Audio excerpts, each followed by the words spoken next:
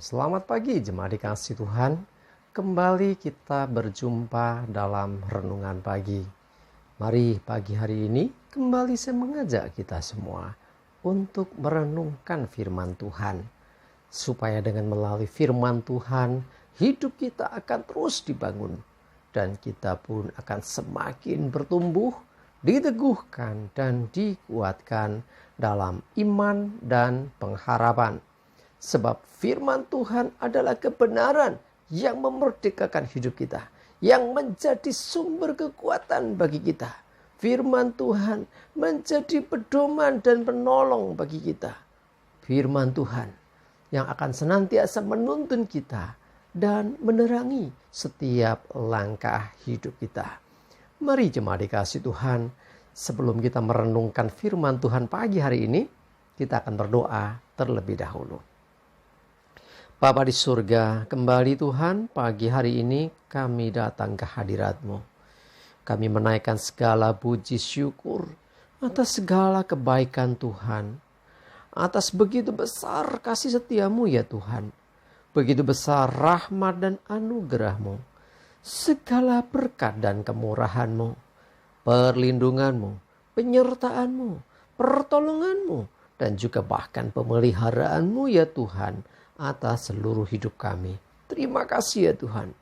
Dan pagi hari ini kembali kami mau merenungkan firman-Mu.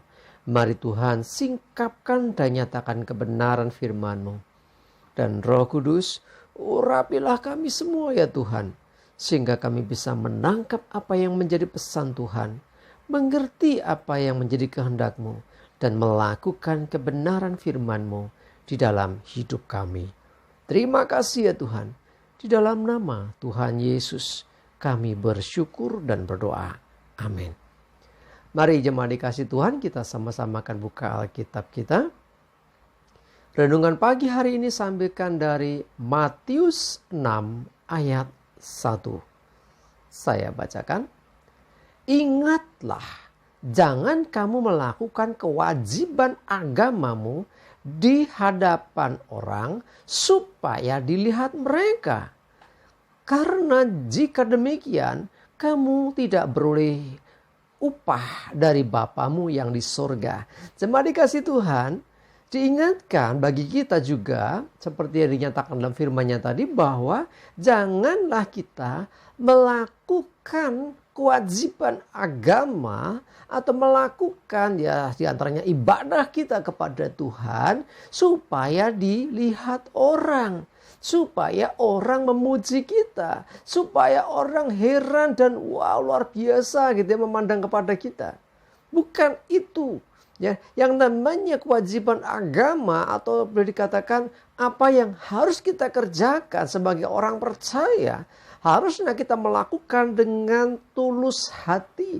Jangan dengan motivasi-motivasi. Ya seperti tadi. Ingin dipuji orang, ingin diakui orang, ingin dilihat orang. Tetapi biarlah ibadah kita, ini bukti kita menghormati Tuhan. Ibadah kita bukti kita mengasihi Tuhan. Ibadah kita bukti kita berbakti kepada Tuhan. Jadi bukan dengan alasan supaya diperlihatkan orang, supaya dilihat orang, bukan.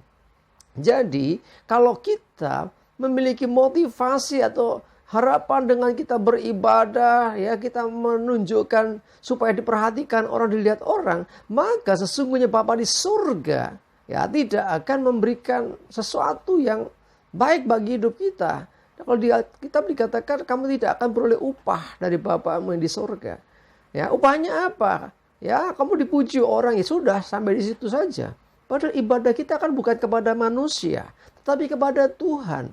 Hendaknya ibadah yang kita lakukan itu menyukakan hati Tuhan. Biarlah ibadah yang kita lakukan itu menyenangkan hati Tuhan. Biarlah ibadah yang kita lakukan berkenan di hadapan Tuhan.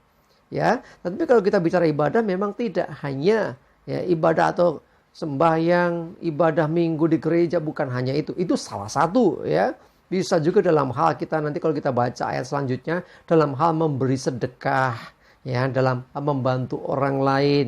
Nggak perlu kita undang-undang orang banyak supaya lihat apa yang kita lakukan. Lakukan itu dengan memandang Tuhan. Ya, setiap ibadah dan kewajiban agama kita, perintah firman Tuhan, kerjakan dengan kita memandang Tuhan yang memberikan perintah itu kepada kita. Bukan untuk cari perhatian orang lain. Termasuk tentunya ibadah minggu ya, ibadah yang kita lakukan hari ini nanti ya kita ibadah kan. Jadi jangan sampai ibadah kita ini ya sekedar ingin diperhatikan, ingin dipuji orang ya, supaya nggak ditegur gembala, ya supaya nggak dirasani teman-teman yang lain. Bukan itu. Tetapi dasari ibadah kita kepada Tuhan karena kita mengasihi Tuhan.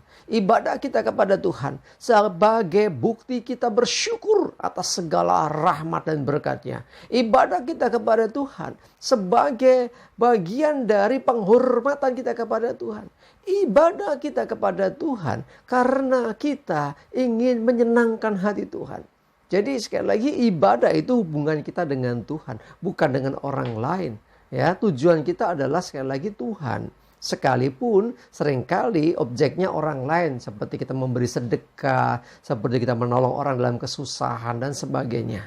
Mari jemaat dikasih Tuhan, pastikan ibadah yang kita lakukan, baik ibadah dalam arti kebaktian di gereja atau ibadah dalam pengertian yang lain, melakukan perintah Tuhan seperti membantu orang, memberi sedekah kepada orang lain, menolong orang dalam kesusahan, menghibur orang yang sedang sedih.